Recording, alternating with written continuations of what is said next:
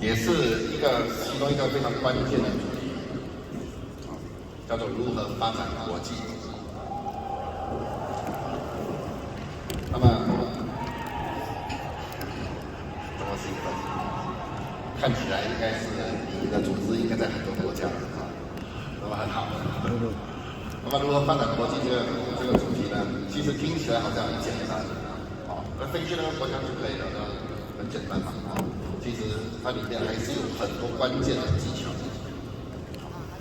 那我们来看看这个主题如何发展国际的4强的入围者有谁？我们来看。瑞卫系统特种主题：如何发展到国际？入围的有 Team Supreme Pegasus 2 One Ring Win Now。Team Supreme Pegasus 5 Keith Cheese。Team Supreme Pegasus 9 One Ring Wood Gold。Team Supreme Pegasus 9 Two Rings Hasil。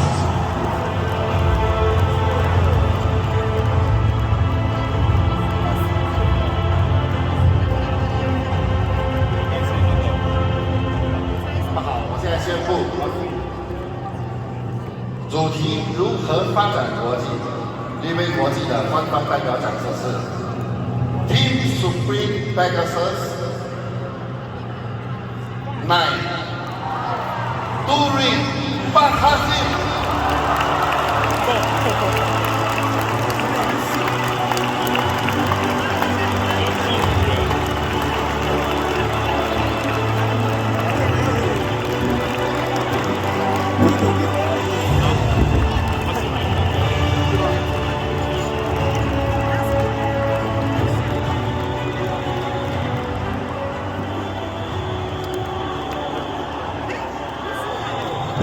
大家下午好，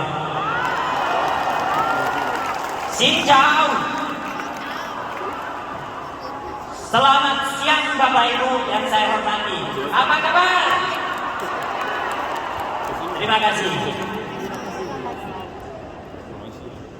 Hari ini merupakan sebuah kebanggaan yang sangat luar biasa, di mana saya memiliki kesempatan dipilih oleh RIM Internasional dan CEO RIM Internasional Mr. Lim Boon Hong memilih saya membawa topik bagaimana berkembang secara internasional. Maka melalui kesempatan ini saya pinjam tepuk tangan yang paling meriah dari hadirin semua untuk RIM Internasional dan Mr. Lim Boon Hong. Terima kasih. Hadirin yang saya hormati, sebelum kita membahas bagaimana berkembang secara internasional, kita dalami terlebih dahulu, kita pelajari terlebih dahulu. Sebenarnya pangsa pasar bisnis penjualan langsung yang telah terjadi berabad-abad itu adanya di mana? Setuju nggak? Di sini kita pelajari sama-sama. Di dunia ini yang ada tempat penjualan multi level punya itu di mana? Nah, ini peta dunia. Bukan seluruh dunia ada bisnis penjualan langsung. Dia ada tempat-tempat atau negara-negara tertentu saja. Nah, yang ada itu di Asia. Dan dia bukan di seluruh Asia. Tetapi dia hanya berada di sebagian Asia saja. Kenapa? Karena Asia itu sangat besar. Bahkan Asia sendiri hampir mencakup setengah dari dunia ini. Jadi dia hanya mencakup sebagian kecil. Dan dari sebagian kecil ini, omset bisnis penjualan langsung atau dikenal dengan direct selling atau dikenal dengan nama MLM, dia mencapai 44%. Setelah itu pangsa pasar yang berikutnya di mana? Dia ada di Eropa. Dia mencapai 21% punya pangsa pasar. Setelah itu ada di Amerika Selatan mencapai 20%, dan di Amerika sendiri juga ada 14%. Total dari keseluruhan yang saya sebut, beberapa negara yang dikasih pada warna dia mencapai omset 99%. Artinya dari tempat-tempat yang saya sebut, dia menguasai pangsa pasar bisnis direct selling itu 99%. Maka yang warna putih yang tidak saya sebut, dia hanya memiliki pangsa pasar yang sedikit, yaitu hanya pangsa pasar 1% saja. Jadi Bapak Ibu semuanya, hari ini kita ingin buka market, kita mesti paham pangsa pasarnya di mana. Kalau kita berkembang di tempat yang salah, percayalah kita hanya menghabiskan waktu yang sia-sia saja. Contoh, hari ini Anda katakan kepada kita, kepada leader Anda, saya di Afrika ada orang. Saya di Afrika ada satu orang yang mau bekerja sama dengan saya. Dia meminta saya membantu dia kembangkan market di sana. Maka kita harus pelajari Afrika, dia berada di bagian mana? Afrika itu bagian dari yang 1% tadi. Maka kita harus pikir baik-baik, karena selama sejarah direct selling sudah memiliki track record yang sangat panjang, yang sudah berumur lebih dari 100 tahun. Sebelum kita memilih tempat tersebut, banyak orang-orang hebat, banyak perusahaan-perusahaan yang hebat, mungkin mereka sudah duluan pergi masuk market sana. Dan terakhir dia mengatakan, sana tidak bisa, sana pangsa pasarnya tidak besar, dan mereka tidak memilih pangsa pasar tersebut. Dan kita mengatakan kita mau ke sana. Bukan mengatakan tidak boleh Bapak Ibu.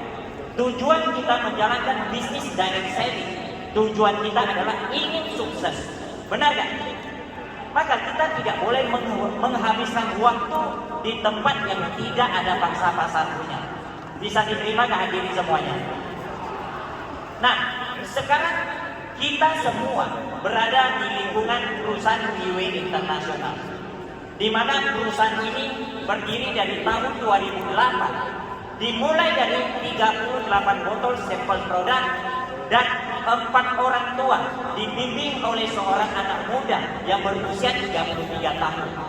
Dan Riway sekarang sudah berusia 15 tahun. Karena Riway memiliki sebuah produk yang sangat luar biasa dan memiliki sebuah sistem yang sangat sederhana, tetapi membuat banyak orang punya impian tercapai. Sehingga dalam 15 tahun, Riway Internasional berkembang sampai ke mancanegara. Setuju nggak?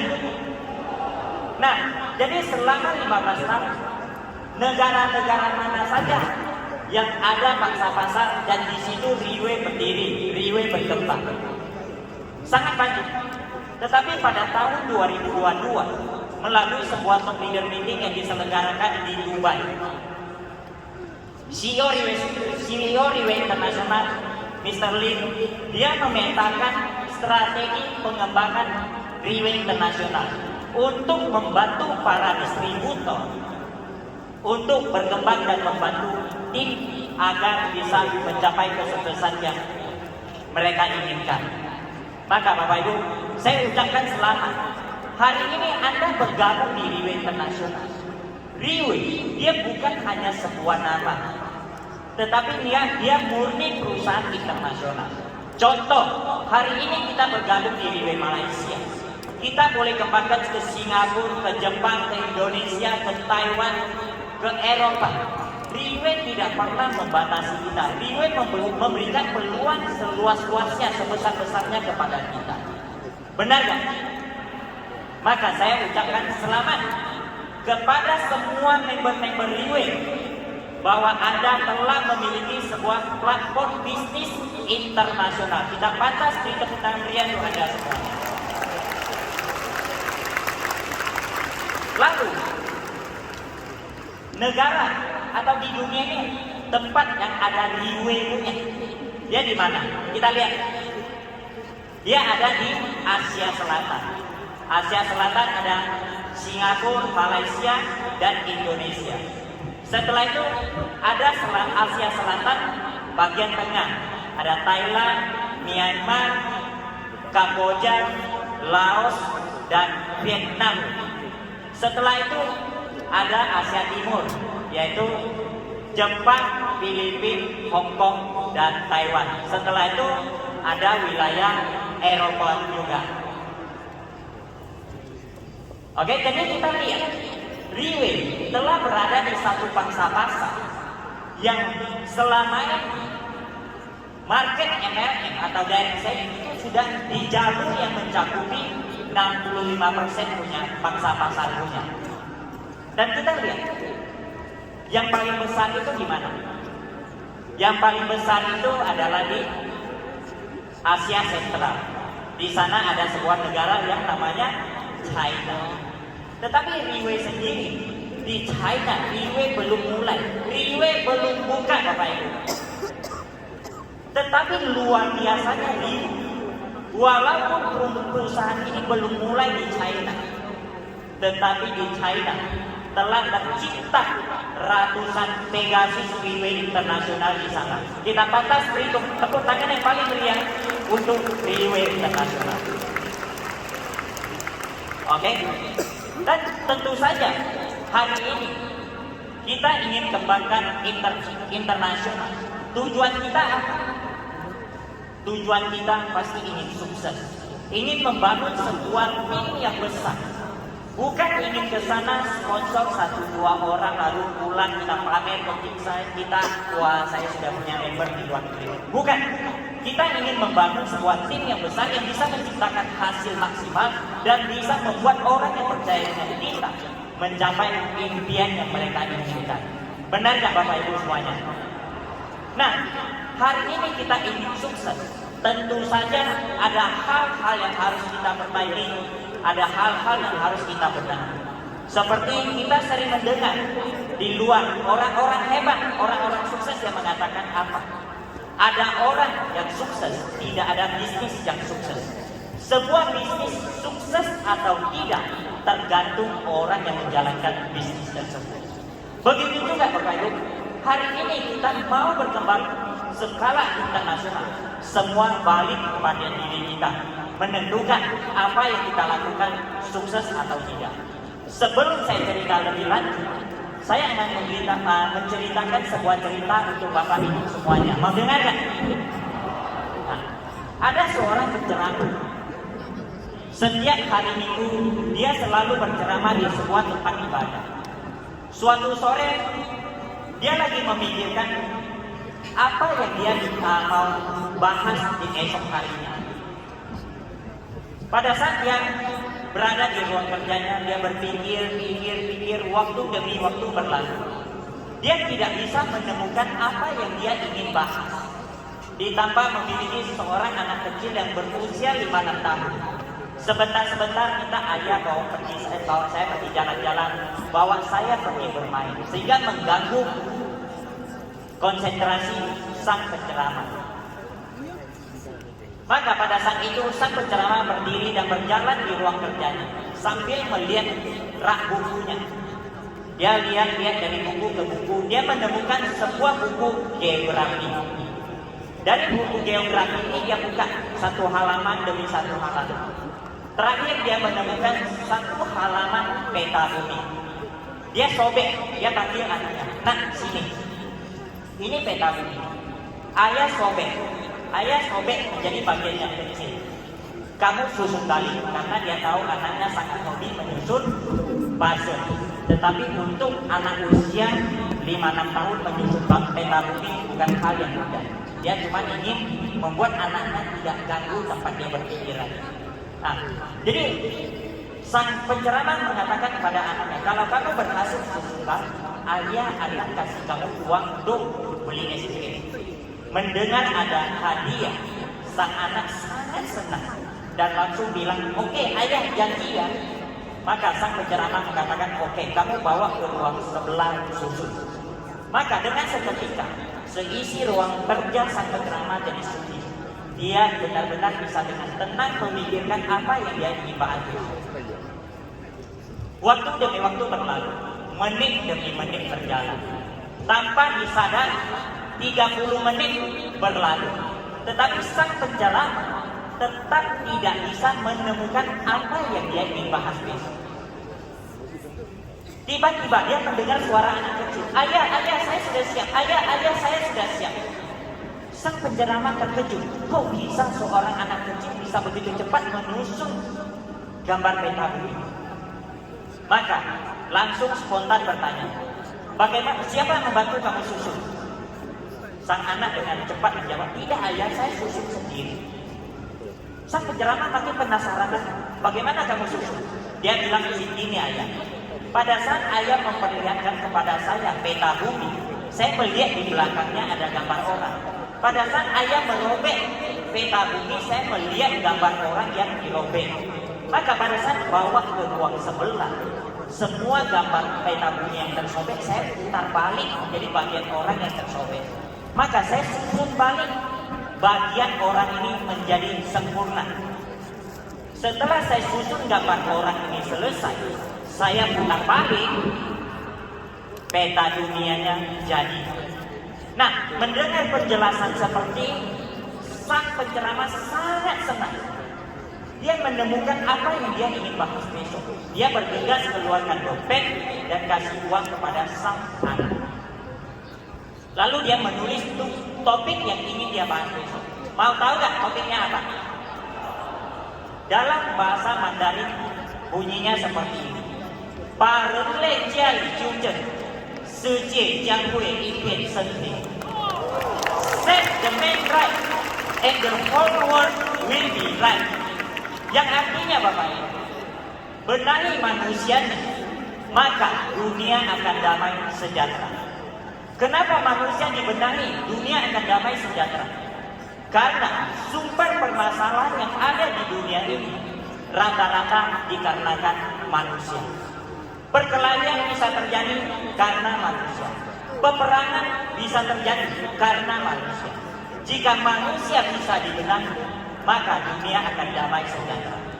Hadirin semua, begitu juga hari ini kita cerita bisnis, kita cerita internasional. Kalau diri kita, kekurangan kita bisa diperbaiki, kelebihan kita bisa kita tingkatkan. Percaya, sukses di pasar-pasar internasional adalah milik kita semuanya. Setuju gak Bapak Ibu semuanya? Nah, lalu apa saja yang harus kita benahi, apa saja yang harus kita tinggalkan, apa saja yang harus kita miliki? Nah, ada beberapa kemampuan dasar yang harus kita miliki. Ada beberapa. Kemampuan dasar pertama adalah kemampuan dasar finansial. Pada saat Anda cerita, Anda ingin berbisnis ke internasional, Anda ingin kembangkan internasional.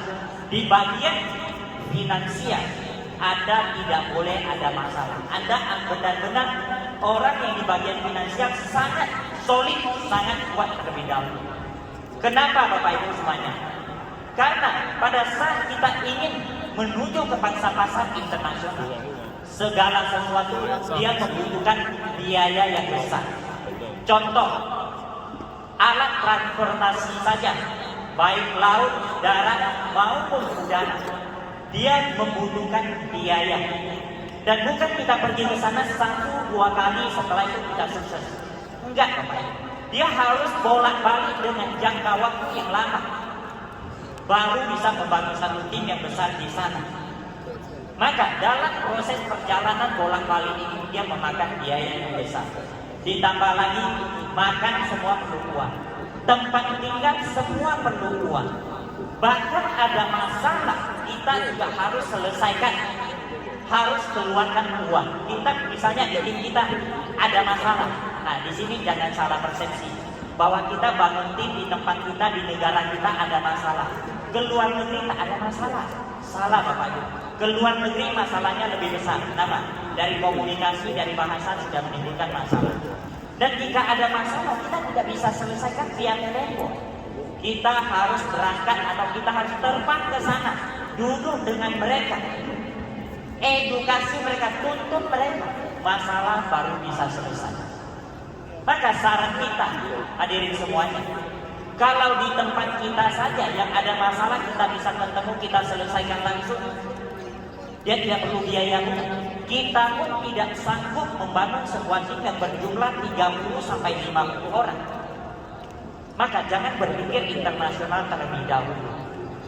Kasih sendiri untuk membenahi tempat kita sendiri dulu. Bangun sebuah tim dulu. Setelah terbentuk sebuah tim dan bisa menciptakan hasil, baru kita melangkah ke pangsa pasar internasional. Oke gak Bapak Ibu semuanya? Nah, dan apalagi jika diri kita di tempat kita sendiri, di negara kita sendiri, setiap hari masih membahas dinner sharing siapa yang bayar, hotel siapa yang bayar, tiket pesawat siapa yang berbayar. Kalau kita memiliki sikap dan pola pikir seperti ini, jangan berpikir internasional terlebih dahulu. Karena bisnis ini, bisnis kita. Pada saat kita memutuskan ke internasional, itu adalah bisnis kita. Maka 100% kita yang bertanggung jawab, bukan orang lain. Oke gak? Nah, lalu kemampuan berikutnya, kemampuan dasar berikutnya, apa yang harus kita miliki? Kemampuan dasar sumber daya kita. Sumber daya apa yang harus kita miliki? Yaitu minimal kita harus mampu menyelesaikan masalah. Tadi saya sudah ada cerita, bukan bisnis di luar tak ada masalah, masalahnya sama. Lalu yang jadi pertanyaan, menjalankan bisnis Riway internasional, masalahnya apa sih? Sebenarnya masalahnya bolak-balik itu saja. Tadi Mr. Victor Tan sudah ada bahas. Kita menjalankan Riway hanya ada 8 masalah. Undang orang tak datang. Sudah datang tak dengar. Sudah dengar tak beli. Sudah beli tak jalankan. Sudah jalankan tak bertahan lama. Sudah bertahan lama tak ada hasil. Nah kan? Yang kita inginkan bertahan lama dan ada hasil. Dan masalah 8 masalah ini sebenarnya sudah diajarkan bagaimana menyelesaikannya. Dari Mr. Tan, dari Victor Tan. Oke, mereka sudah mengedukasi kita bagaimana menyelesaikan masalah ini. Setuju gak? Nah, kita pantas beri tepuk tangan meriah untuk Mr. Tan dan Mr. Victor Tan. Luar biasa materi mereka. Nah, kemampuan sumber daya yang berikutnya yang harus apa saja yang harus kita miliki lagi? Kemampuan sumber daya menguasai proposal Riway internasional. Hadirin yang saya hormati, hari ini kita melangkah ke pangsa pasar internasional, yaitu kita ingin menciptakan sebuah sistem di sana, membangun sebuah tim di sana agar tim kita bisa menjalankan sistem untuk menciptakan hasil bersama. Tetapi yang jadi masalah, kita sendiri tidak menguasai sistem tersebut. Bagaimana kita praktekkan di sana dan kita duplikasikan ke sana? Dia tidak mungkin. Maka kita sendiri harus kuasai terlebih dahulu. Lalu sistem Riway internasional, proposal Riway internasional apa saja sih? OPP, NDO, marketing, SIGP, hukum ABC, sebelum, saat, dan setelah minggu. Minimal proposal ini, sistem ini kita kuasai dengan profesional terlebih dahulu. Baru kita bisa membawa sistem ini ke luar negeri. Kita lakukan di sana, kita duplikasikan di sana, dan kita mandirikan tim kita di sana. Maka akan tercipta sebuah sistem autopilot. Maka dia akan menciptakan penghasilan passive income untuk semua orang. Setuju gak? Nah, kalau di negara kita sendiri saja setiap hari OPP minta download, minta upload, acara minta download, minta upload, marketing minta download, minta upload, sendiri apapun tak bisa. Maka jangan berpikir internasional. Walaupun Anda punya kenalan di luar negeri, jangan ajak dia masuk kalau Anda tidak menguasai proposal ini. Artinya Anda menjebak dia, karena Anda tidak bisa mengajar dia. Maka belajar terlebih dahulu. Kuasai proposal ini dengan maksimal. Baru kita mulai merekrut orang luar negeri. Boleh gak? Nah, lalu kemampuan dasar yang ketiga yang harus kita miliki adalah dari diri kita sendiri. Dari diri kita sendiri, apa yang harus kita miliki? Kita harus berada di tempat. Pada saat kita memutuskan buka market di sebuah negara, kita harus berada di tempat tersebut. Berada sampai pada saat kita pulang, teman-teman kita di sana tidak merasakan kita meninggalkan mereka. Tetapi kalau kita buka pangsa-pasar di sebuah negara, lama-lama baru datang sekali. Semua mengandalkan telepon. Kalau ini yang kita lakukan, hadirin, kesuksesan yang kita inginkan hampir mendekati nol. Artinya apa? Hampir tidak mungkin untuk sukses. Anda ingin sukses, Anda harus berada di sana. Oke gak? Nah, yang berikut yang harus kita miliki pada saat kita memutuskan go internasional, kita harus memposisikan diri kita sebagai seorang leader, bukan sebagai seorang follower lagi. Yaitu setiap keputusan dan tindakan harus bisa kita ambil sendiri. Kerja bukan diperintah oleh orang lain. Lalu sebagai seorang leader, apa yang harus kita miliki? Kita harus bisa membaca potensi dalam tim kita atau orang di sekeliling kita. Contoh, kita hari ini berada di sekumpulan orang yang berjumlah kurang lebih 10 orang. Kita harus bisa membaca potensi, punya insting yang kuat. Kira-kira yang lebih dominan, yang lebih potensi itu, yang kita utamakan itu yang mana? Minimal kemampuan ini kita harus miliki terlebih dahulu.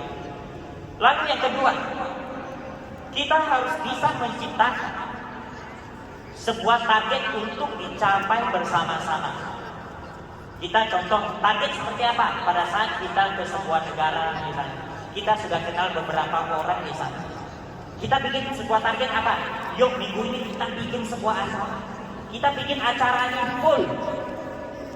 Maka semua orang akan punya arah apa yang dia mau lakukan.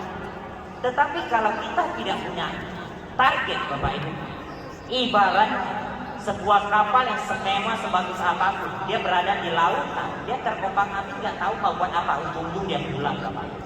Begitu juga orang di sekeliling Anda berteman, bekerja sama dengan Anda, tetapi dia tidak tahu apa yang harus dia lakukan. Bagaimana orang bisa bekerja sama dengan Anda dengan jangka waktu yang lama? Setuju nggak? Nah, dan yang berikutnya yang harus kita miliki sebagai seorang leader, kita harus memiliki ambisi yang kuat, harus memiliki target yang besar. Karena dengan ambisi dan target, dia akan memacu, memompas semangat kita membara. Maka keinginan kita berjuang akan makin lebih tinggi. Contoh, kenapa hari ini begitu banyak leader-leader Riway Internasional sukses setelah bekerja sama dengan Riway Internasional? Karena di Riway Internasional ada seorang pemimpin yang memiliki target yang sangat besar. Baru kita yang ikut Riway Internasional baru bisa sukses. Lalu apakah karena Riway sudah besar baru ada target? Tidak, Bapak Ibu. Tidak. Sejak Riway berdiri, pada saat kantor masih berukuran kecil di Singapura, Riway sudah punya target.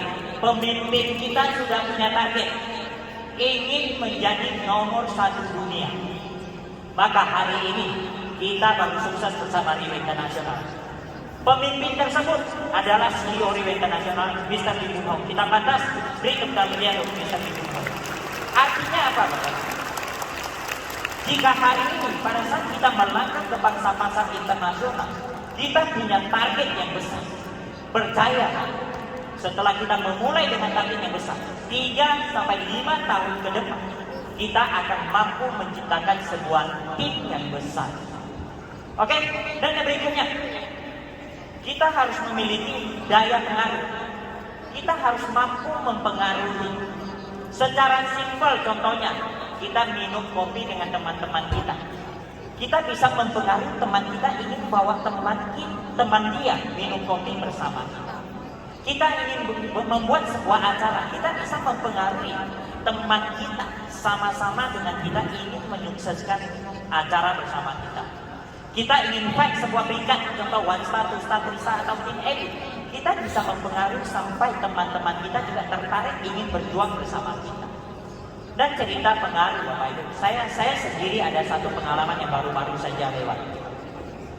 Bulan 3, kita ada 15 tempat ya di beberapa negara mengadakan malam penghargaan. Salah satu di Vietnam. Saat itu kami punya target dengan Pak Yanto Tio ya.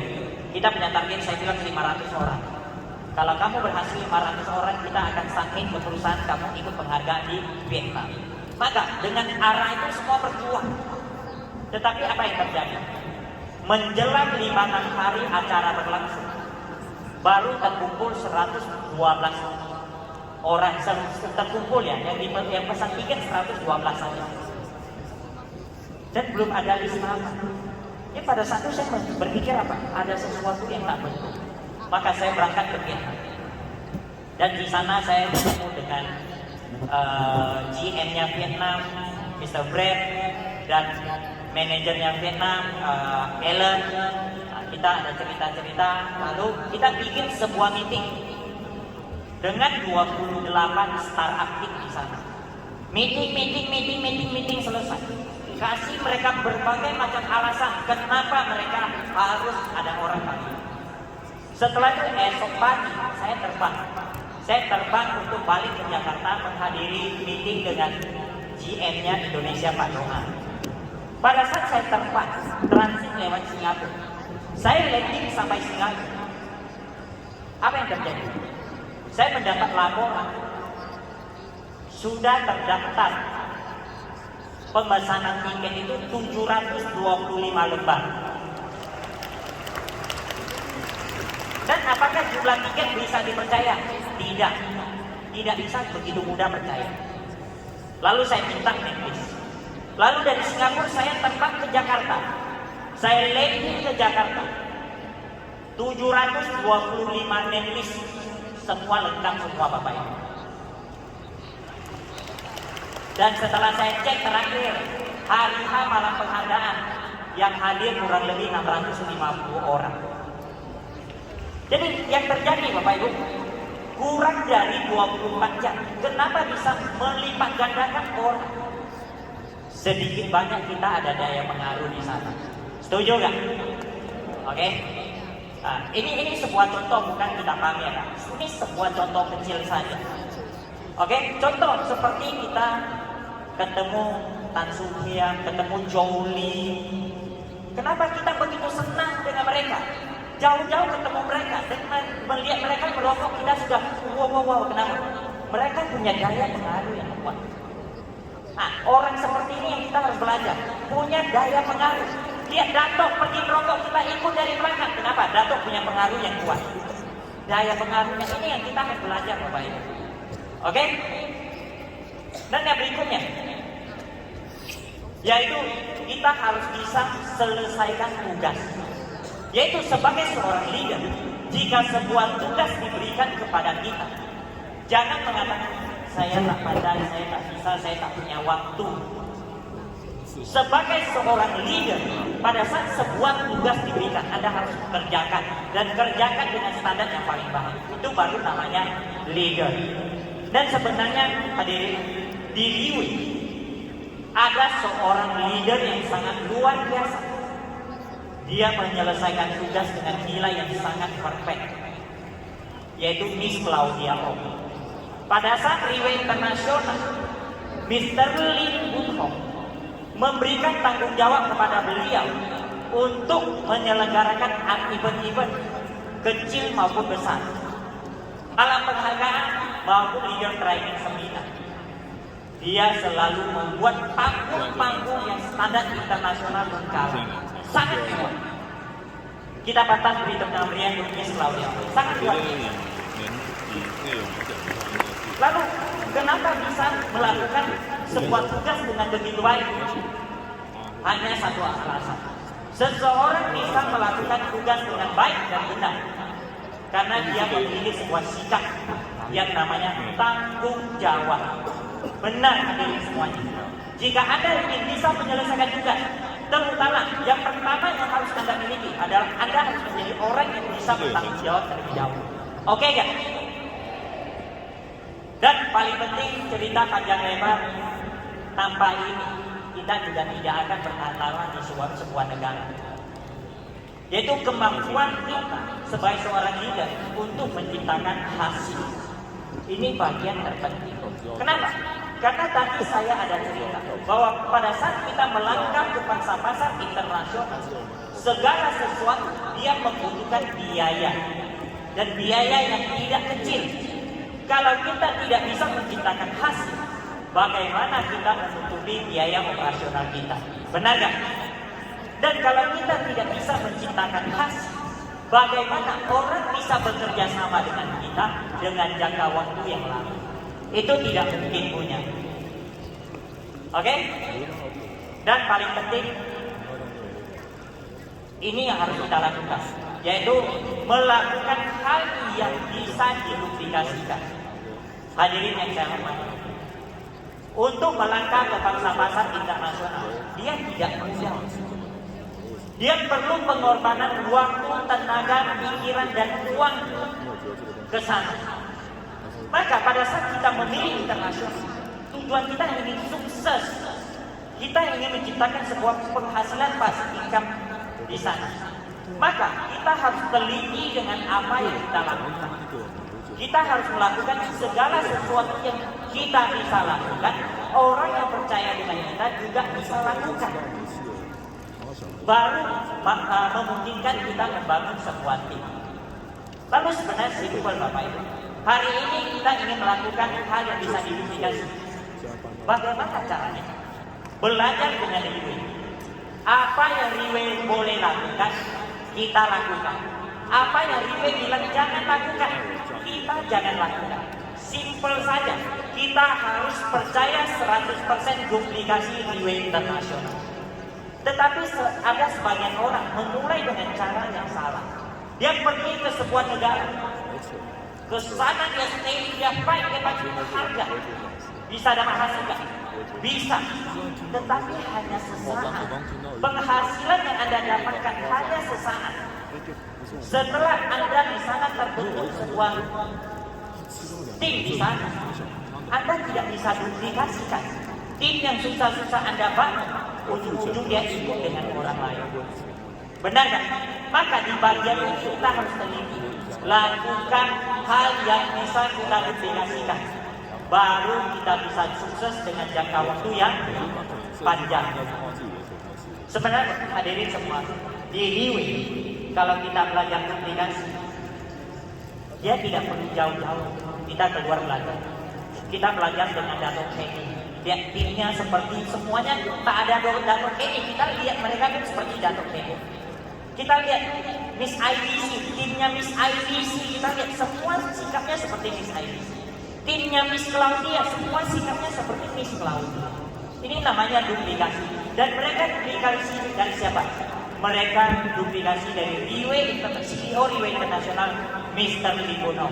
Kita pantas beri tepuk meriah untuk CEO Riwe Internasional, Dato' Kenny, IDC, dan Miss Claudia. Luar biasa. Dan paling penting, hari ini kita ingin sukses di sebuah negara. Kita tidak bisa lakukan sendiri. Kenapa? Kesuksesan kecil dilakukan sendiri. Kesuksesan besar dilakukan oleh banyak orang, yaitu sebuah tim. Lalu bagaimana kita bisa membangun sebuah tim?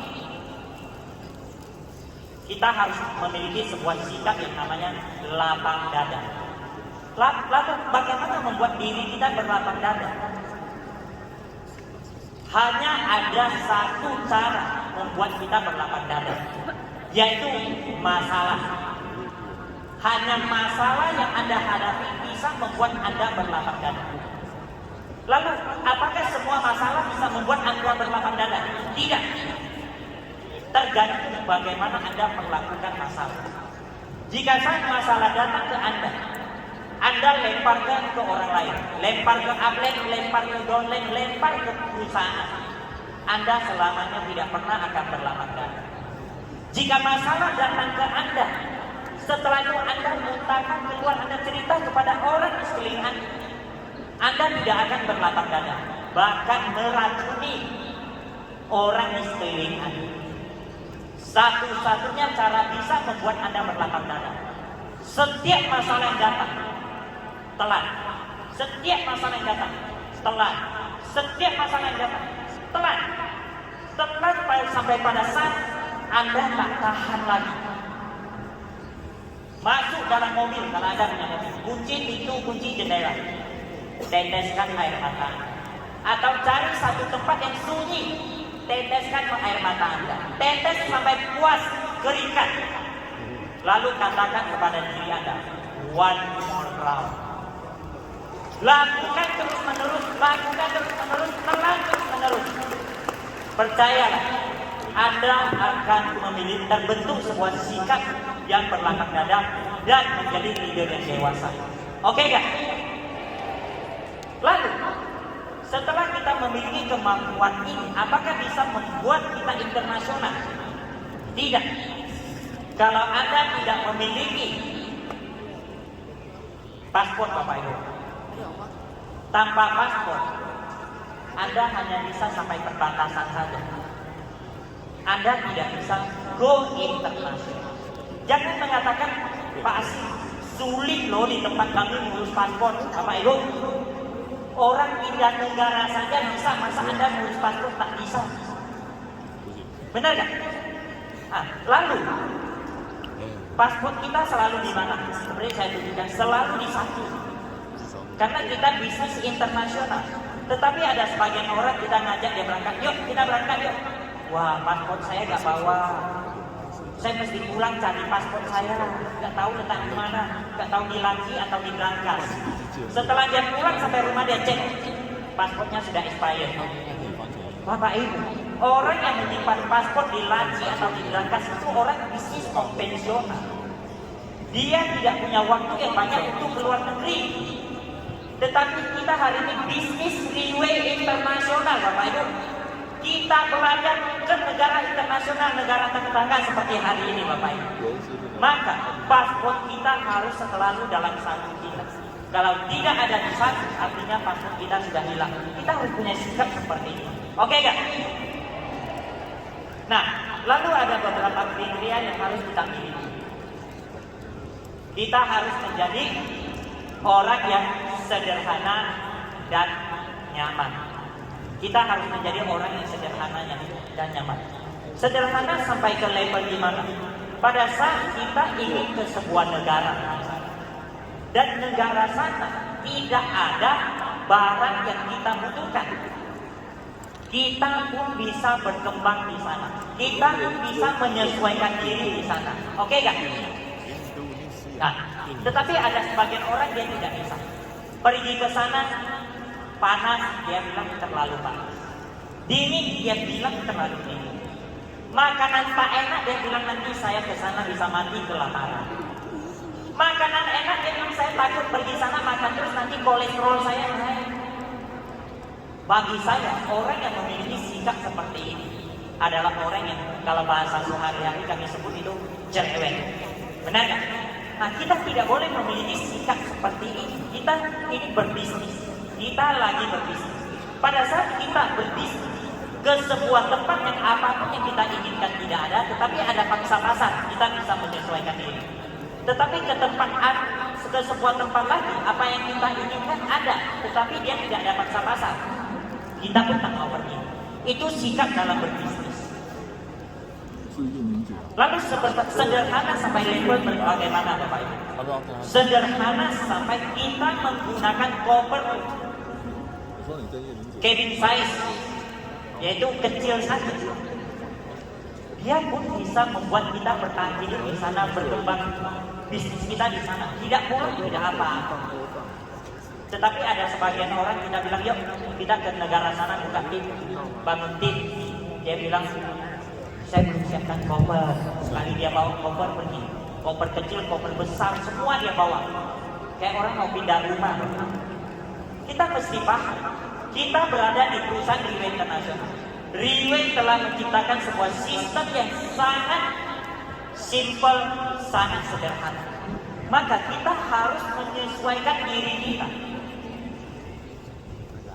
dengan perilaku yang sederhana, yang simple, agar dia bisa menyatu dengan sistem ini, agar sistem ini baru bisa membuat kita sukses bersama Riway Internasional. Belakangan Bapak Ibu, kita lagi tanding koper siapa yang kecil. Kalau kita ketemu bos selalu bilang sama kita semua, oh saya kemana-mana, saya nggak paham apa itu luggage. Karena sekarang saya kemana-mana tak pakai luggage.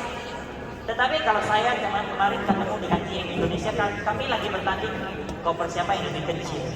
Kenapa? Karena kami ingin menjadikan diri kami orang yang simple, bukan orang yang cerewet. Karena kami ingin berbisnis. Bayangkan kita kalau kami size keluar dari bandara cepat sekali. Tetapi kalau kita masuk bagasi, kita telat dari orang itu kurang lebih 1 jam. Benar kan? Lalu yang berikutnya Bapak Ibu, yang sangat penting, pesan dan tanggung jawab pada keluarga. Hadirin yang saya hormati, apakah kita atau Anda bisa keluar negeri berbulan-bulan tak pulang-pulang? Bisa kan? Ada yang bisa, ada yang enggak. Yang bisa mungkin di rumahnya tak ada orang, hanya sendiri saja. Tetapi kalau di rumah Anda, ada istri, ada suami, ada anak, ada orang tua, mereka mendukung Anda. Mereka komplain dengan anak Anda gak kenapa tak pulang-pulang. Nah, di bagian ini kita sendiri yang harus selesaikan. Orang lain tidak bisa bantu. Bagaimana membuat keluarga kita mendukung? Kebutuhan mereka harus kita penuhi. Kasih sayang kita kepada mereka harus ada, perhatian kita kepada mereka harus ada. Hari ini kita menjalankan Riway. Sikap kita terhadap keluarga kita makin lama makin baik. Hasil yang kita bawa pulang makin lama makin banyak. Keluarga kita mendukung kita kan? Dia 100% pasti mendukung. Tetapi kalau kita menjalankan Riway, sikap makin lama makin tak bagus, hasil makin lama makin tak ada. Siapa yang mau mendukung kita? Setuju nggak? Nah, jadi di sini sangat penting Bapak Ibu, kita harus benar-benar sebagai seorang bagian keluarga yang bertanggung jawab agar mereka nyaman kepada kita terlebih dahulu, percaya dengan ini. Tetapi yang jadi masalah hari ini adalah pada saat contoh banyak orang ingin keluarganya dukung, tetapi dia tidak bertanggung jawab. Dia bilang kepada keluarganya, saya ingin ke luar negeri, saya membuka market di sana. Yang jadi pertanyaan, pada saat Anda sampai ke negara tersebut, Anda benar-benar lagi buka market atau lagi bermain? Ya kan? Lalu yang berikutnya, pada saat Anda mengatakan Anda ingin keluar ekonomi keluarga lebih baik, Anda ingin berjuang di luar. Yang jadi pertanyaannya, pada saat Anda pulang, Anda bawa hasil pulang atau bawa masalah pulang? Ini yang menentukan keluarga kita mendukung kita atau tidak. Sebenarnya kita menjalankan Riway Internasional untuk mendapatkan dukungan keluarga secara utuh, dia tidak susah. Agar asalkan Anda menjalankan Riway benar-benar mengikuti Riway itu runway. Jangan kita menjalankan Riway tetapi tindakan kita wrong way. Paham nggak? Kita harus menjalankan Riway dengan alur apa yang telah dituntut oleh 6 nilai inti yang ingin dicapai saat kita bergabung di Riway Internasional. Kalau kita menggunakan arah 6 nilai inti, percaya kita 100% akan didukung oleh keluarga kita. Setuju nggak? Nah, dan kriteria berikut yang harus kita miliki adalah kita harus menjadi orang mandiri. Yaitu segala sesuatu kita harus bisa lakukan, tidak mengandalkan orang lain. Tetapi banyak orang nggak bisa, pesan tiket tak pandai, pesan hotel tak pandai, pesan mobil tak pandai, bahkan luggage pun harus diisiin, ya kan? Kadang-kadang ada sebagian orang kalau tak ada orang yang bantu dia, ibaratnya dia kehilangan kaki dan tangan. Kita ingin berbisnis internasional, kita harus benar-benar mandiri. Apapun kita bisa lakukan sendiri. Tetapi ada sebagian orang dia tidak bisa. Dia mau pergi ke satu tempat, dia takut kena bully. Kadang-kadang kita terlalu meninggikan nilai diri. Mr. Lee yang begitu sukses saja kemana-mana sendiri, dia tidak takut diculik. Benar gak? Tetapi kita mesti paham hari ini hadirin, kita menjalankan bisnis freeway internasional. Tempat-tempat kita di mana? Tempat kita adalah dari bandara ke bandara, dari hotel ke hotel, dari restoran ke restoran. Itu adalah tempat yang aman. Apa yang kita lakukan? Tetapi kalau misalnya kita pergi ke dunia malam, itu bukan bagian menjalankan freeway. Anda sengaja pergi cari resiko, maka Anda yang harus bertanggung jawab. Anda tidak boleh masuk ke dalam bagian freeway internasional. Oke? Jadi Bapak Ibu, bagaimana membuat kita mandiri? Kita sendiri punya mental, harus kita latih terlebih dahulu. Kita harus punya mental yang kuat. Mental seperti apa? Seperti kucing liar. Kucing itu ada dua macam. Satu kucing piaraan yang makanannya dibeliin, bulunya tiap hari digelus, disisir, dikasih label. Satu lagi kucing liar, dia mau makan harus berantak dengan kucing liar di luar yang menang baru dapat makan. Jika kedua kucing ini dilepas keluar, kucing mana yang dapat makan? Kucing liar. Kucing piaraan ngeong sebentar dia sudah lari, tunggang langgang nggak tahu kemana. Artinya apa Bapak Ibu? Pada saat kita ingin ke sebuah negara buka market, mental kita harus kuat. Jangan ditolak sedikit, pulang rumah ngeluh di tim Anda, negara sana tak boleh, orang sana ini itu. Nanti di sana dimarah orang sedikit, Anda nangis berhari-hari, lalu tak mau pergi lagi ke sana. Di PHP orang sebentar sudah bilang saya tak mau lagi ke negara. Artinya itu mental kucing piaraan. Anda kalau memiliki sikap seperti ini tidak mungkin sukses. Anda harus punya mental yang kuat. Walaupun orang yang Anda kenal di sana, mereka tidak mendukung Anda, hanya sisa Anda sendiri. Anda tetap bisa bertahan di sana dan berkembang di sana. Oke nggak? Nah, dan kriteria berikutnya adalah cepat beradaptasi dengan lokal. Nenek moyang kita mengajarkan apa? Di mana bumi dipijak, di situ langit dijunjung. Artinya di mana kita berada, kita harus menyesuaikan diri kita di sana, bukan meminta orang menyesuaikan diri dengan kita. Setuju nggak? Seperti air Bapak Ibu, pada saat air mengalir, dia tidak melihat wadahnya bagaimana. Yang penting dia mengalir aja. Wadahnya bagaimana dia tetap bisa selesaikan, menyesuaikan diri.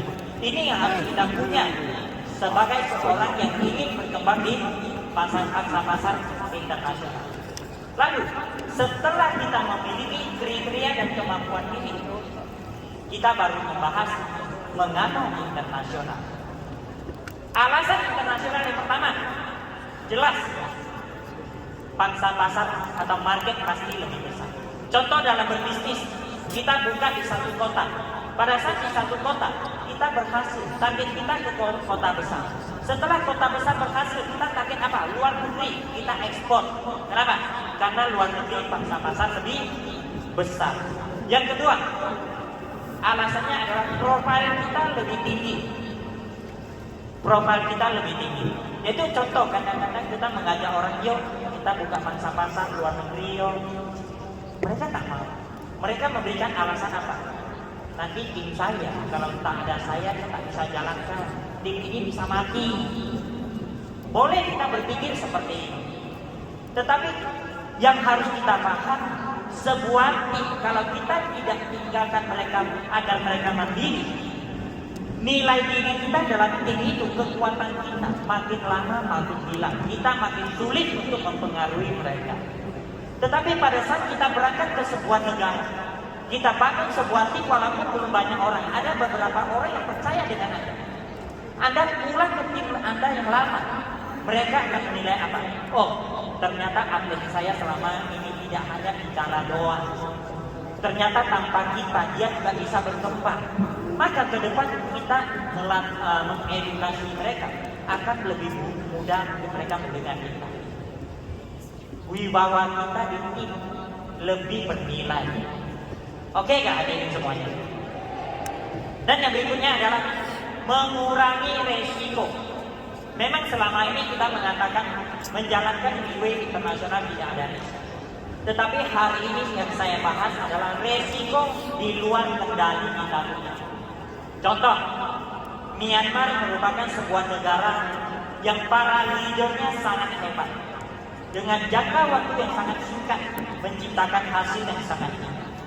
Tetapi tahun 2021 tiba-tiba pemerintah Myanmar mengeluarkan sebuah aturan bisnis networking tidak boleh ada di Myanmar. Kalau Anda yang buka market di Myanmar dan hanya di tempat itu saja, apa yang terjadi? Anda setiap hari akan menghadapi berbagai macam masalah tentang berbagai macam pertanyaan tentang masalah ini dan akan membuat Anda sangat stres. Atau tiba-tiba kita contoh di Malaysia atau Singapura ada seorang reporter yang nggak tahu dari mana dia menulis sebuah berita di majalah itu keluar. Contoh menjelekkan giveaway atau produk kita misalnya. Dan Anda hanya di Malaysia saja misalnya. Maka apa yang terjadi? Setiap hari Anda akan dengan tim Anda membahas masalah itu. Makin bahas makin kacau. Tetapi kalau Anda ada tim di luar negeri, dia berbeda. Anda cukup menjadi pendengar yang baik. Pada saat Anda ketemu mereka cerita mengeluh masalah ini. Kamu bilang, iya. Lalu kamu berangkat kerja. Lalu kamu pulang dengan dia cerita lagi. Iya. Nanti kamu berangkat lagi. Kamu pulang lagi dengan mereka cerita. Mereka akan bilang apa? Kamu enak loh. Punya tim di luar negeri. Ada masalah seperti ini. Kamu tetap ada hasil, tetap berkembang. Kami ini tak bisa buat apa-apa. Tanpa disadari. Juga di sini kita lagi mengingatkan kepada mereka. Kenapa harus ekspansi? Kenapa harus berkembang internasional? Karena Liwe memberikan kesempatan kepada kita untuk mengurangi resiko. Sebenarnya contohnya simpel.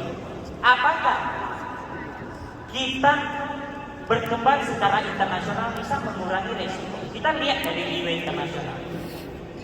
Liwe internasional setiap hari menghadapi berbagai macam masalah dari berbagai negara. Tetapi kenapa Liwe tetap berkembang besar? Karena satu negara ada masalah, negara lain terus berkembang. Negara lain ada masalah, negara lain terus berkembang. Pada saat Liwe balik menyelesaikan masalah yang pertama, masalah itu sudah mulai hilang. Setuju kan? Ini alasan kenapa Liwe berkembang begitu besar. Tidak pantas beri tepuk tangan meriah untuk Liwe internasional. Lalu di bisnis konvensional kita selalu mendengar senior-senior mengajar kita, mengingatkan kita, telur jangan letak di satu keranjang. Kalau pecah satu, pecah semuanya. Maka dulu saya di bisnis konvensional, saya melihat apa yang mereka katakan benar. Oh, toko berarti tidak boleh buka satu saja. Contoh saya buka di shopping. Kalau saya buka di shopping ini dia sepi, saya makan apa? Lalu saya mulai kembangkan. Ada shopping saya buka, ada shopping saya buka, ada shopping saya buka. Sampai semua shopping center di Batam saya buka. Yang jadi masalah adalah setiap kita ekspansi, dia memakan modal yang sangat-sangat besar. Tetapi setelah saya mengenal Liwe internasional, saya sangat senang. Ini baru bisnis yang benar. Ini baru cara ekspansi yang benar. Pada saat saya mengenal Liwe internasional, saya mulai jalankan. Saya mau ekspansi ke sebuah kota atau ke sebuah negara. Saya tidak perlu menanam modal yang besar. Saya hanya perlu beli tiket pesawat, pesan hotel, dan biaya makan di sana saja. Tanpa disadari, bisnis ini bisa membawa saya berkembang nasional sampai internasional. Kita pantas beli kita lihat Liwe internasional. Ini yang mengurangi resiko bisnis kita, Bapak. Liwe menurut saya adalah pilihan yang paling tepat. Dan yang berikutnya adalah wawasan kita lebih luas. Di dalam MBO 4 kriteria, di dalam dipesankan apa? Selain penampilan rapi, wawasan kita harus luas.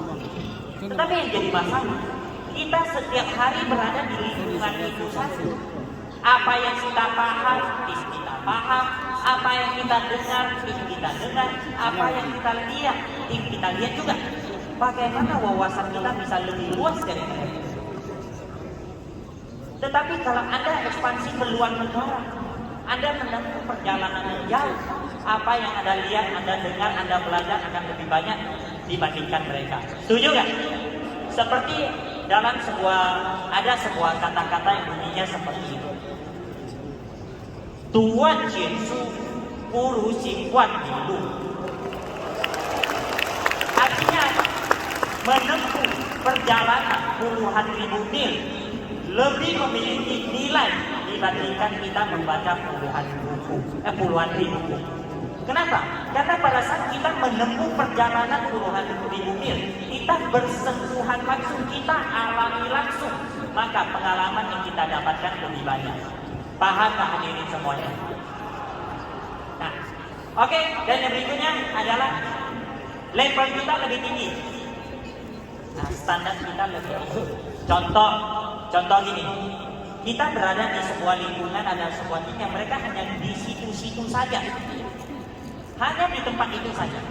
Tetapi Anda punya tim seperti Mr. Johnny yang punya tim ada di Indonesia, ada di Singapura, ada di Malaysia, ada di Jepang, ada di Taiwan, ada di Hong Kong, ada di Eropa. Kita ketemu Mr. Johnny, dia ibaratnya tinggi kali dibandingkan dengan kita. Kenapa? Levelnya tinggi. Kenapa? Dia bisnis internasional. Ini yang kita dapatkan sebuah nilai yang tidak bisa dibeli dengan uang Bapak Ibu semuanya. Lalu setelah kita sudah paham kemampuan yang harus dimiliki, lalu kriteria yang harus dimiliki, lalu mengapa internasional, apakah bisa menjamin kita sukses? Tidak, hadirin semuanya. Kalau Anda pindah sana, pindah sini, loncat sana, loncat sini, dia tidak akan membuat Anda sukses. Anda ingin sukses, hanya satu cara, menetapkan tempat, yaitu fokus. Bapak Ibu pernah dengar nggak tetesan air bisa memecahkan batu? Pernah dengar nggak? Kenapa? Karena dia fokus. Cahaya matahari bisa membakar kertas. Kenapa?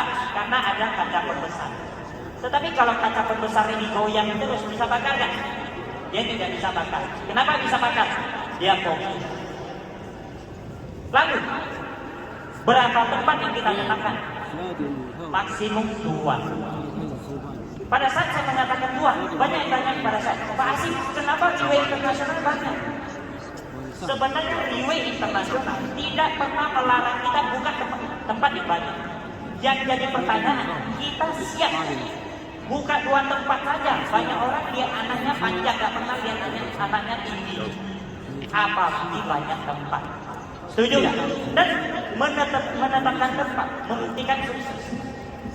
2008 ada seorang anak muda memulai di sebuah negara yang peta dunianya mau lihat, harus pakai zoom beberapa kali baru nampak negara. Saat itu ada 1 orang yang percaya dengan dia di Penang. Jarak tempuh bolak-balik 700 km.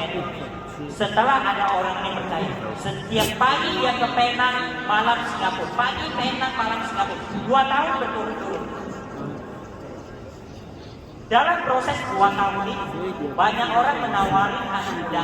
Negara ini saya banyak orang, kota ini saya banyak orang. Dia tidak setuju. Lalu apa yang terjadi? Setelah 2 tahun, Riway Malaysia berkembang, Riway Singapura berkembang, Riway Internasional berkembang. Anak muda itu telah membuktikan kepada kita bahwa fokus akan menciptakan hasil. Beliau adalah CEO Riway Internasional, Mr. Lee Boon Hong. Kita beri tepuk tangan untuk Mr. Lee Boon Hong. Lalu Bapak Ibu, sekarang kita sudah masuk ke penghujung topik saya. Sebagai penutup, saya ingin memberikan sebuah pesan moral yang dari kata-kata seorang yang sangat luar biasa yang telah menginspirasi saya. Jika kata-kata ini bisa menginspirasi saya sangat yakin bisa menginspirasi hadirin semuanya. yaitu dari seorang yang bernama Lao Tzu. Dalam kitab Tao Te Ching halaman ke-7, dia mengambil tema air yang bunyinya seperti ini: sak sak ro. Di dalam ada sepenggal kata sui san li wan wu bu chen chu zhong ren zhe suo, yang artinya air memiliki sebuah sikap yang sangat mulia. Dia selalu menyesuaikan diri, tidak pernah meminta untuk disesuaikan. Dan air berguna untuk puluhan ribu macam kebutuhan di dunia ini, tetapi dia tidak pernah meminta balasan. Dan yang lebih luar biasa, dia rela mengotori dirinya untuk membersihkan orang lain. Pada saat Anda mandi, badan Anda kotor. Anda mandi, jadi bersih, air jadi kotor. Tetapi Anda buka keran air, dia tetap pasti Anda bersih. Kaki Anda keinjak kotoran, Anda cuci pakai air. Airnya kotor, kaki Anda bersih. Tetapi dia tidak pernah membalas kita. Pesan moral ini memberitahukan kepada kita apa? Pada saat kita ingin berkembang di sebuah negara, dimanapun kita pergi, jadikanlah diri kita orang yang gampang menyesuaikan diri, orang yang rendah hati, orang yang tidak sombong, orang yang jujur, orang yang pernah meminta balasan apapun atas kebaikan yang kita berikan. Percayalah, kalau kita membawa sikap ini, kemanapun kita dikelilingi banyak teman, maka makin banyak peluang, makin banyak teman, maka peluang kita makin terbuka lebar. Oke nggak hadirin semuanya? Oke, jadi kurang lebih topik saya hari ini bagaimana berkembang secara internasional sampai di sini. Semoga bisa bermanfaat untuk para hadirin semuanya. Saya doakan semuanya sehat selalu dan sukses selalu. Sekian, terima kasih, selamat sore semuanya.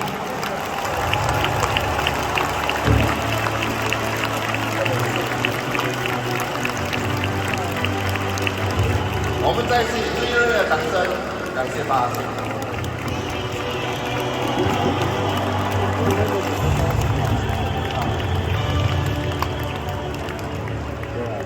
所以巴士分享完后呢，我觉得更难。为什么难？因为比如说你是日本人，他必须要翻译的人必须要从印尼文翻去中文，然后过后日本的翻译就从那个中文翻译去日文，所以你可以想象，从这边到这边卡，从这边到这边又卡，他听到的东西有可能只是20%。这就是为什么 VV 要用中文为媒介的原因。其实我们用什么语言，我们选择用什么语言，除了我会讲以外，那个国家崛起也是很重要，对不对？既然我们去到欧洲，我们去到东南亚，我们去到任何一个地方，都有华人，是不是啊？我们要找华人翻译比较容易。今天如果你的语言没有这么的国际化，那么要付出的代价，当然我们要做到全世界，肯定有一定的挑战。所以不是做一位而已，你做任何一个行业，如果你要把你的生意做到全世界，那么语言是其中一个很重要的关键，是不是？所以不管怎么样，我们再一次的感谢那些外语的伙伴，他们的支持，他们的爱戴之类。好，各位，谁不想做到全世界？谁不想做到全世界？我刚才，如果你听得懂巴拉星所分享的东西的话，你就知道，其实它并不是你想象中这么的简单。哦，不是有一本passport你就可以飞了，你飞了过后你就可以做得起来。里面还是有很多技巧，很多关键性的东西你必须要注意。上一个培训会，就是我的一个巡回演讲，谈了本钱、本能和本能3本。那么讲到钱，少钱有少钱的做法。你有钱有钱的做法。记得当初我在中国大陆开始做指甲的时候，跟我一个人去到香港，怎么去中国我都不知道。那么用我的那个10%的东话，在香港问路怎么去中国。哦，原来可以坐车过去深圳啊，就租了一辆车去。那么到了中国很开心，我终于到中国了。啊，那时也是一个，当时也非常的天真，以为人在那边就可以了。不过确实我就是这样天真当时。那么就一个人在中国里面混了2-3年。当时身上有没有钱？没钱，不但没钱，还一屁股债。就是我在最后一家这家公司出来的时候呢，就一屁股债，然后一个人就准备，就是做国际，所谓的想要做到全世界。所以我可能可以分享一下我没钱的时候是怎么样做国际的。那么第一，住宿是一个问题。transport，交通是一个问题，对不对啊？单你飞去飞回就已经有一定的数目了，单飞机票就是一个问题。当时我们做的直销公司并不是好像 BV 这样的，这样好赚的没有的嘞。你组织就算很大，你也未必赚到钱的，你们知道吗？所以当然我们从别的公司的错误中学习，所以 BV 是对的，对不对？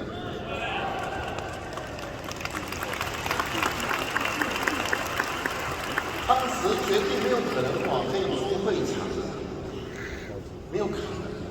我是在哪里开？我在房间里开，我的睡房。他们这样怎么讲？比如说我的睡房，我叫了大概，或者说他们一群人来，开始已经有人了，他们就一群人来。那么比如说一次进来的一场20多人，那我以前的睡房不是总统套房的。就真的是一个房间一个床的，就是很小的一个空间。不过我只要一个窗口就好了。一窗口是什么做的？玻璃做的，对不对啊？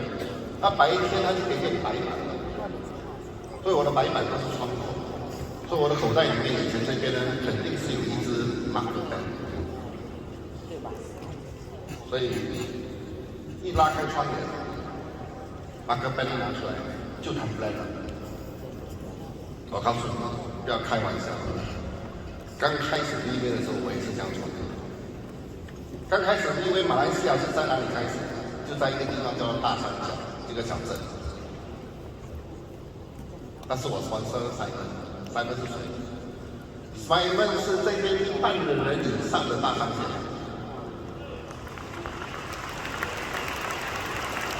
当时我接触他的时候呢，他口袋只有10块钱，需要用多1个星期的。孩子他18岁，口袋只有10块钱，拿着一个水壶，绑着一个领带，绑得很紧，整身汗，还是绑着。我就说，咱们叫人来我谈，我帮你谈。他说没问题，叫人来他就说带人来了，老板去哪里谈？我房间啊，房间，对他来了，叫了几个人，5个人上来，跟他讲几号。他上来了过后，我就坐在那边聊了过后，突然间我站起来，拉开窗帘，马克杯拿出来，我就开始谈了。当时还没有 OPP 啊，这些东西没有的。我们都是用嘴巴讲的，什么资料都没有的时候，谈了过后，我可以感觉到Simon看住我的眼神是那种。过后，我就拿那个每个酒店都有拖鞋的，对不对啊？有没有拖鞋？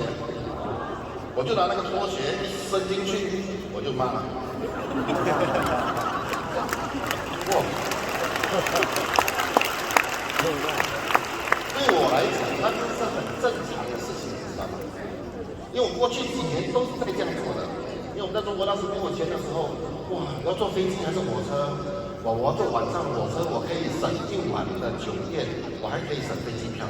火车比较便宜，买站位，站在那边，站住火车，有时坐22个小时。到那边的时候脚有肿的那个。我们都是这样去到那边，一有玻璃就是我的白板。所以今天，当公司有自己的白板的时候，我不可以允许那个白板有点脏的，我没有办法，我就会过去掉。这个可能就是一个职业病。我很尊重那个会议室里面的白板，会议室里面的投影，我很尊重。我不可以说有人可以在那边乱画了过后弄脏，然后无所谓，他在那边讲不可以，因为那些都是我们赚吃的工具，对不对？因为那时候连白板都没有嘛。当我这样做的时候，Simon 直接觉得说，他没看过，他第一次看过人这样做，他就觉得说这个人可以跟，一跟我跟他。然后以Simon的性格，我们就知道这边有很多他的很多很好的朋友在这里，大部分都是好朋友，都知道Simon的性格。你讲到他不喜欢听的，他直接讲，他直接给你一个脸，没有跟你客气的。比如说你讲到林文通的坏话，他直接没有跟你好了，永远。他就是这样的，我很奇怪。我讲什么他都觉得是对的，我自己都觉得奇怪。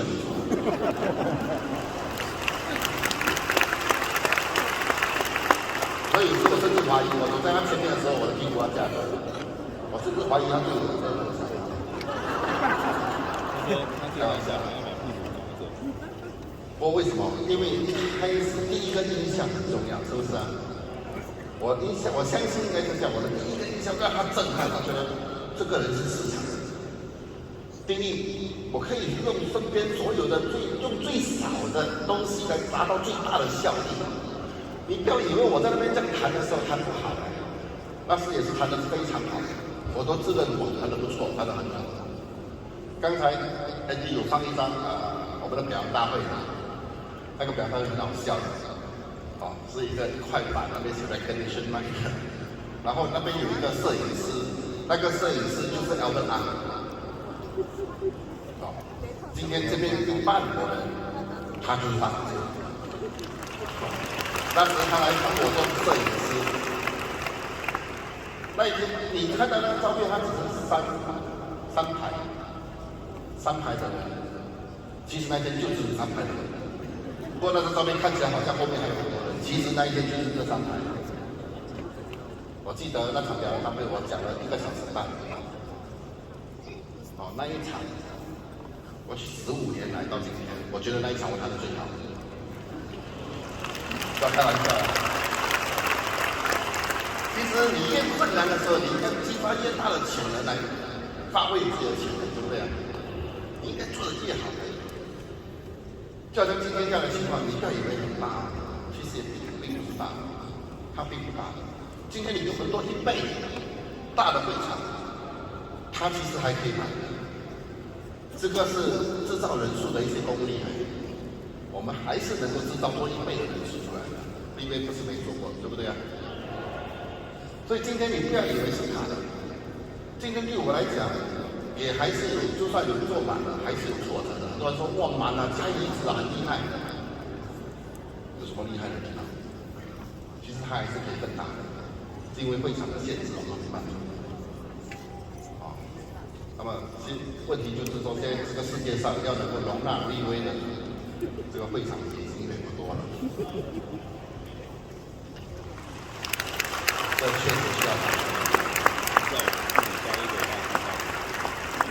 就像我们的event management帮我们做event management，我就说哇，我大的很小哎，他就说老板建几个了，自己建几个了，讲大家理解。好了，马上就要来到最后一个主题了。不过在这个之前呢，我们需要先去